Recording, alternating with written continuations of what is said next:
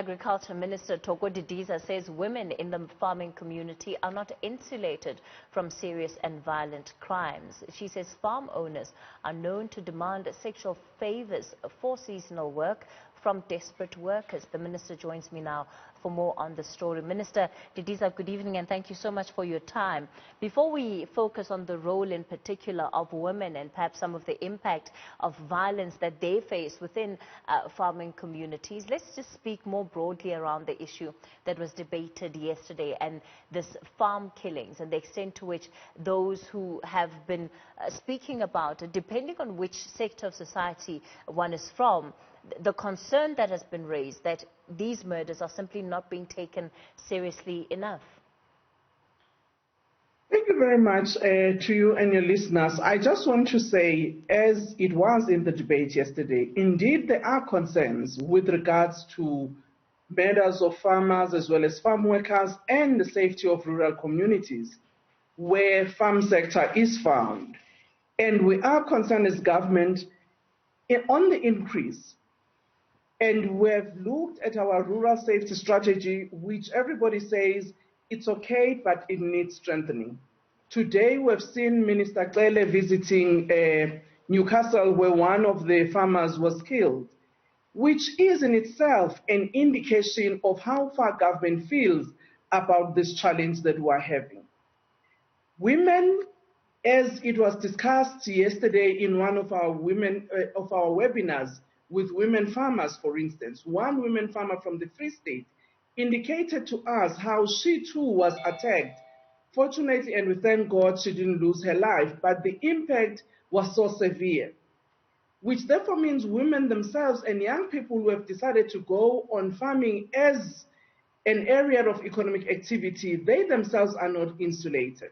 And it is for that reason that we're exploring various ways to enhance the safety and security of farmers, farm workers, and rural communities. Is there enough work being done, Minister, to understand the nature of violence that is taking place and also how much of that relates to the power dynamics within the mining sector and mining communities in particular? Well, there is work being done to understand what is the cause of the challenges that we're facing in the agricultural sector, for instance. And I want to say that if you look at it, it's not like it's a different form of crime than the crime that is experienced by our communities in the urban areas as well and in the broader rural communities. But what we are concerned about, if you look at the way in which the agricultural sector is placed, farmers are usually alone in the remote areas where they are more vulnerable.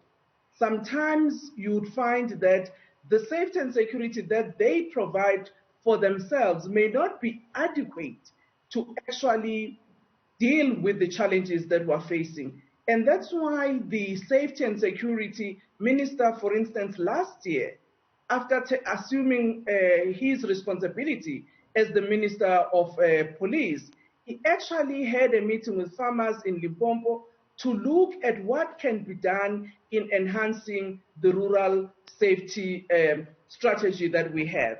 There has been some proposals that have been made by farmers on how government can strengthen the capacity of response, particularly by those police stations in the rural areas, looking at improving the technology system so that in itself can actually improve the response mechanism. So these are the things that we would look into as the Minister of Agriculture, Safety and Security, but also the whole of government, and how those people who have been found are brought to book immediately. Earlier in the day, we're in conversation with the Agricultural Union in KZN in particular, and they were speaking specifically about this rural strategy and the policing around rural areas. And they said that the proposals that they had put on the table had been acknowledged by government, but the biggest problem was that there was very little implementation of what was agreed to between the different stakeholders, and that remains one of the challenges for the rural strategy right now. Well, I would actually say we are continuously improving our response mechanism. If you look at the numbers of murders that have happened, we've seen how quick the police have responded, working with the farmers as well as farm workers to intervene immediately.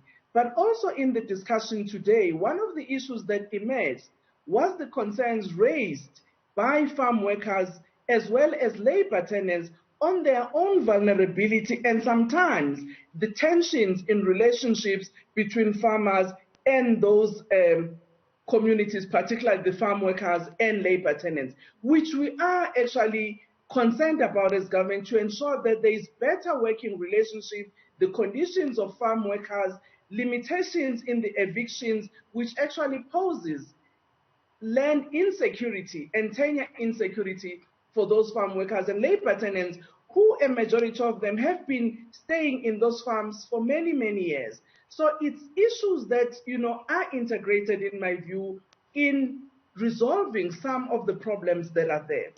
But that does not discount the importance of addressing the issue of rural safety in our country.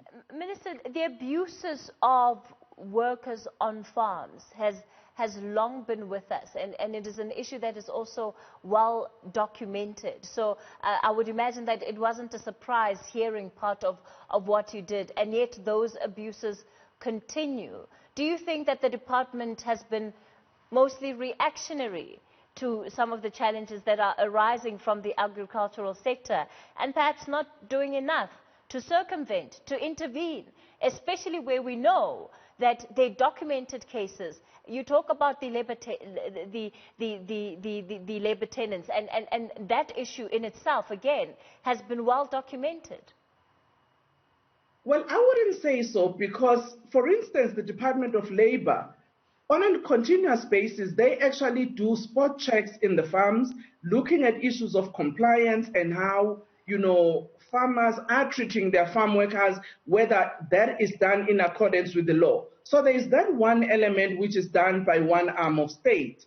In terms of the Department of Agriculture, the conversation we usually have with farmers as well as, the labor community to look at how best we can improve the conditions of farm workers. We're also working with a community-based organization, for instance, in this matter.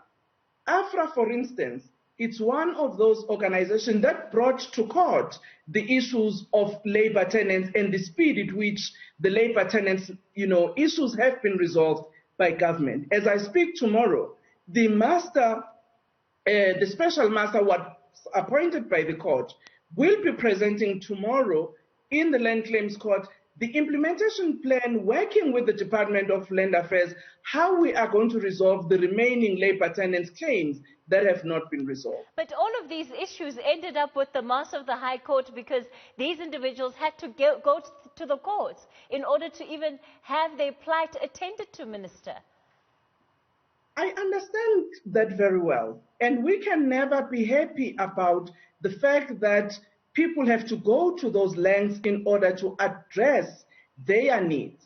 It is for that reason that as government ourselves, we are looking at better ways of how we can improve our pace in terms of resolving the land claims challenges, both in terms of restitution as well as the labor tenants claim.